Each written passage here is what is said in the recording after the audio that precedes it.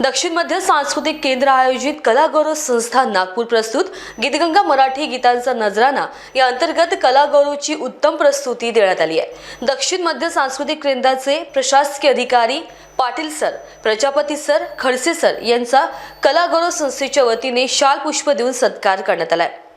त्वरितच कार्यक्रमाचे दीप प्रज्वलन प्रमुख अतिथी Unnikrishnan sir, Kailash Tankar sir, Sanjay Bombatkar sir, doctor Sangeeta Bhagwat Banait तसेच प्रशासकीय अधिकारी यांच्या हस्ते करण्यात आले। त्याचप्रमाणे सर्वप्रथम संविधानाचे वाचन करण्यात आले। गीतगंगाची सुरुवात सुंदरते ध्यान मिताली आनंद यांच्या सुमधुर आवाजाने करण्यात आली। कानडा राजा मयूर वाजगे, रुपेरी वाळूत रुपल रामटेके, गणराणी साजना अनन्या ईश्वरकर या गीतांची रसिकांनी दाद घेतली।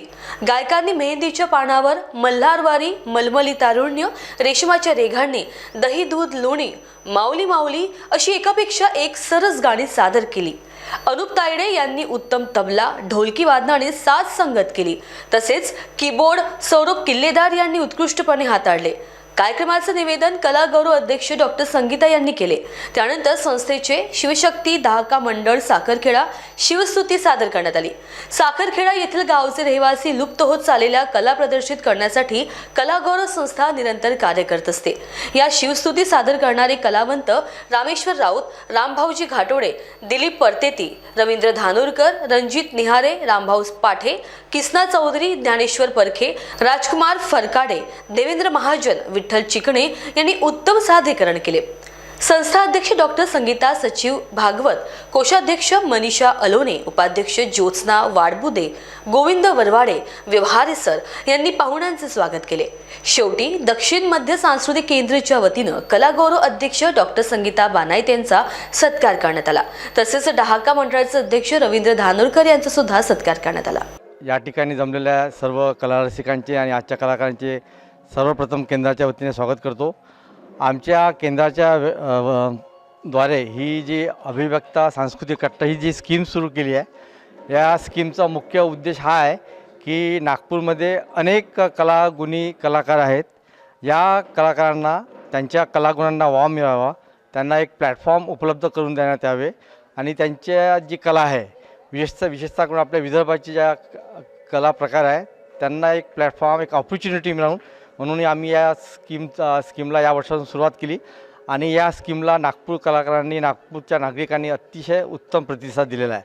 आजच्या या पर्वामध्ये या ठिकाणी कलागौरव ही जी संस्था आहे की ज्यामध्ये नागपूरचे नामांकित गायक, अपकमिंग आर्टिस्ट आणि डहाका गायन जो की अतिशय लुप्त होत असलेला प्रकार की ज्यामध्ये आपण असं गुरुशिष्य परंपरा पण एक स्कीम राबवली जाते, त्या गुरुशिष्य परंपरा स्कीममध्ये मुख्यतः अशा प्रकार घेतला जातो की जे डेड होत चाललेलं आहे। त्यापैकी डहाका हा अतिशय सुंदर आपला वऱ्हाडी, विशेषतः वऱ्हाडी लोकनृत्य आणि लोकगायनाचा प्रकार आहे। आज या ठिकाणी कलागौरवचे कलाकार आणि त्यांचे सर्व संगीतकार, त्यांचे सर्व को-आर्टिस्ट, अपकमिंग आर्टिस्ट यामध्ये विशेषतः युवती आणि युवकांचा सहभाग आपल्याला दिसेल। या सर्वांचे मी केंद्राच्या वतीने, केंद्राचे संचालक माननीय श्री के गोपाळ कृष्णन सरांच्या वतीने हार्दिक स्वागत करतो आणि आजच्या या कार्यक्रमाला शुभेच्छा देतो। तसेच मी नागपूरच्या इतर ज्या संस्था आहे ज्या सांस्कृतिक फील्डमध्ये आपले काही कलागुण सादर करू इच्छितात त्यांना पण मी आवाहन करतो की त्यांनी या स्कीममध्ये भाग घेण्यात यावा आणि या सर्व संस्थांना जे या स्कीममध्ये इंटरेस्टेड आहे अशा संस्थांना आमच्या केंद्रातर्फे सर्व फॅसिलिटीज उपलब्ध करून देण्यात येतात। जसं की हा मल्टीपर्पज हॉल आहे।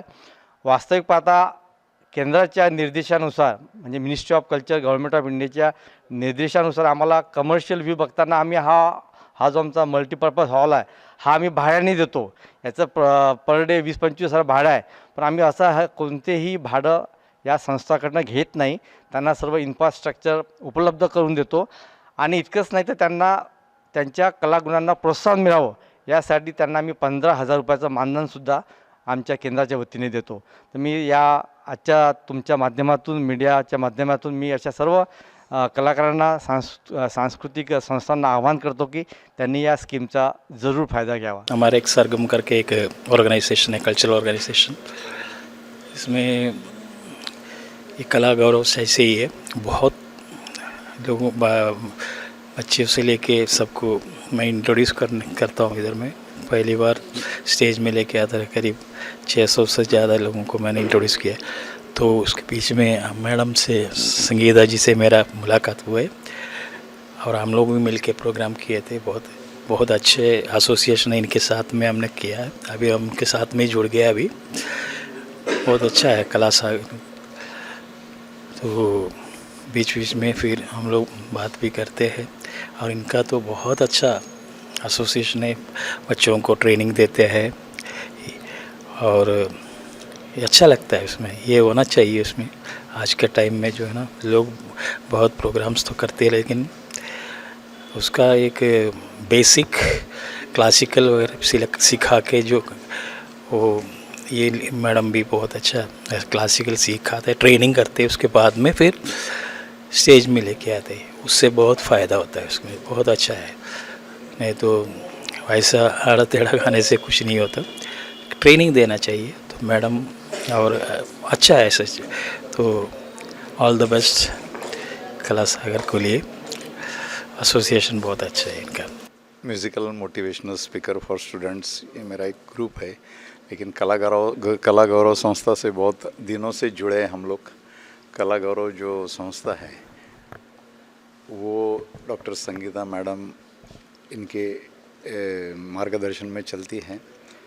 तो कला गौरव जो संस्था है, ये जो अलग अलग जो संस्कृति है ना, उसको जतन करने का काम अभी ये संस्था कर रही है। जैसे कि कहीं गोंधड़ हो या फिर वो अपने जो ग्रामीण में जो भी खेलते हैं ना सब, मंगला गौर वगैरह, ये इस तरह से ये लोग पेश करते हैं और इस तरह का सादरीकरण करते हैं। और कला गौरव संस्था नए जो बच्चे आते हैं, लड़के लड़कियां, उनको संगीत सिखा के उनको अच्छे प्लेटफॉर्म देती हैं। और कला गौरव के जो प्रेसिडेंट है डॉक्टर संगीता बनाई, तो मेरा जो ग्रुप है कैलाश तानकर, हमारी भी मार्गदर्शिका रही है, हमको भी अच्छा मार्गदर्शन करते हैं। और क्या बताएं, बेस्ट ऑफ लक। गीतगंगा कार्यक्रमाचा हेतू हाच आहे की नवीन विद्यार्थ्यांना जे अगदी नव्याने उभे आहेत त्यांच्यासाठी एक हक्काचं व्यासपीठ असावं म्हणून आमची ही कलागौरव संस्था काम करत असते।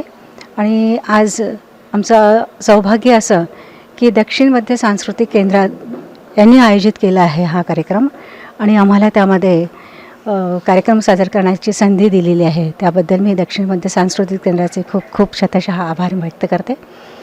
विद्यार्थ्यांच्या कलागुणांना वाव मिळावं यासाठी ही संस्था सतत झटतच असते आणि त्यामध्ये अगदी वर्ष 5 वर्षापासून तर 60, 65, 75 पर्यंतचे सगळे विद्यार्थी त्यात असतात। पहिले रियाज करून घेतलं जातं, तयार केलं जातं आणि नंतरच मग त्यांना स्टेजवरती चढवलं जातं। सांगण्याचा उद्देश हाच की जर कलेतून ते निपुण झाले तर ते त्याच्यातून अर्थार्जनसुद्धा करू शकतात आणि स्वतःचा उद्योगधंदासुद्धा करू शकतात। यासाठीच ही संस्था अविरत कार्य करत असते। दक्षिण मध्य क्षेत्र सांस्कृतिक केंद्र नागपूर, संस्कृती मंत्रालय भारत सरकारच्या तर्फे आयोजित प्रत्येक महिन्याला आम्ही या अभिव्यक्ती सांस्कृतिक कट्टा या कार्यक्रमाचं आयोजन इथे करत आलेलो आहे आणि हे योजना जी आहे गेल्या वर्षभरापासून आम्ही नागपुरात राबवतो आहे। त्याच योजनेमध्ये स्थानिक कलाकारांना एक रंगमंच उपलब्ध करून देण्यासाठी हा जो रंगमंच आहे त्यांना निःशुल्क आम्ही उपलब्ध करून देतो। त्यामध्ये जे स्थानिक कलाकार असतात त्यांना आपली कला जोपासण्यासाठी आणि त्यांचं लोकांपर्यंत पोहोचवण्यासाठी हा एक मंच उपलब्ध करून दिलेला आहे। याच आजच्या कलागौरव संस्थेतर्फे या गीतगंगा या मराठी गीतांच्या कार्यक्रमाचं आज आम्ही इथे आयोजन करतो आहे। त्यासोबतच जे लुप्त होणारी जी कला आहे डहाका गायन, त्याचीही पद्धत, त्याचीही सुंदर इथे आपल्यासमोर प्रस्तुती आज डहाका गायनची जी चमू स्पेशली सावरखेडकडनं आलेली आहे, तर त्यांचंही इथे आज आपल्यासमोर इथे प्रस्तुती होणार आहे। तर या कार्यक्रमाचं आयोजन याच महिन्यात नाही तर प्रत्येक महिन्यात आम्ही करतो।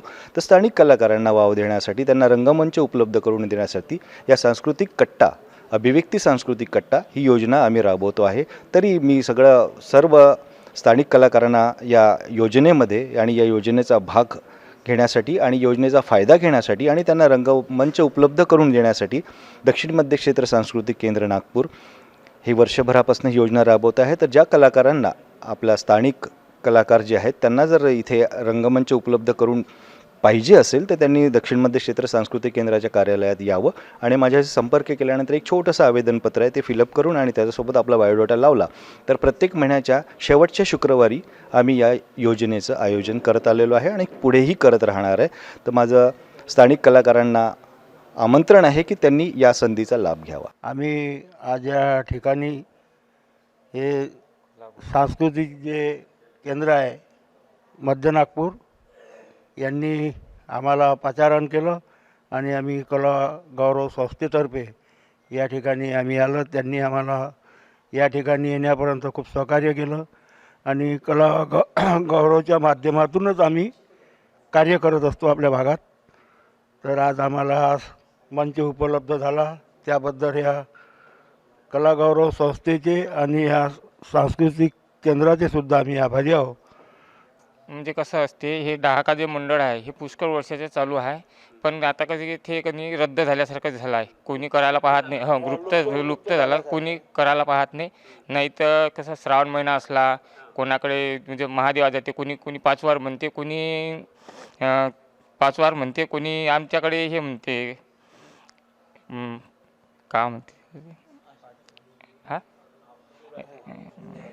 हो नागपंचमीला कार्यक्रम असते. हो वाऱ्या शिवरात्रीला बी वाऱ्या राहतात. तर त्याच्यात हे डहाका मंडळ कार्यरत असते तिथं काय हो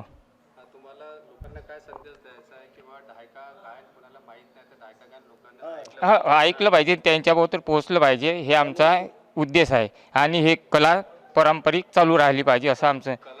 संस्था जी आहे त्यांच्या मार्फत इथे डायका कार्यक्रम होता. हो तर कला गौरव संस्थाला त्याबद्दल काय म्हणणं आहे? कला गौरव संस्थेच्या मार्फत म्हणजे आमच्याकडे असं आम्ही कार्यक्रम करत होतो गावात यांचा असा योग आला त्याच्यामार्फत आम्ही त्यांच्या कलेला आम्ही म्हणजे त्यांच्याकडे आम्ही ॲड झालो.